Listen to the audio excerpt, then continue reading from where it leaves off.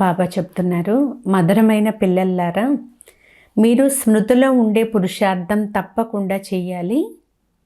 ఎందుకంటే స్మృతి బలం ద్వారానే మీరు వికర్మాజీతులుగా అవుతారు. ఈరోజు మురళిలోని ప్రశ్న: ఏ ఆలోచన వస్తే పురుషార్థంలో క్రింద పడతారు? ఈశ్వరీయ సేవాదారులైన పిల్లలు ఏ సేవ చేస్తూ ఉంటారు?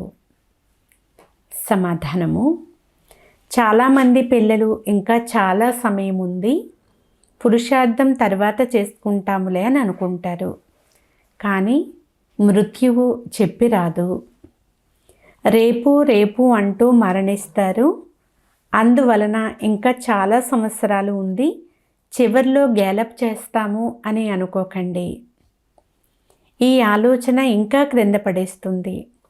వీలైనంత ఎక్కువగా స్మృతిలో ఉండే పురుషార్థం చేయండి. శ్రీమతం అనుసరించి మీ కళ్యాణం చేసుకుంటూ ఉండండి.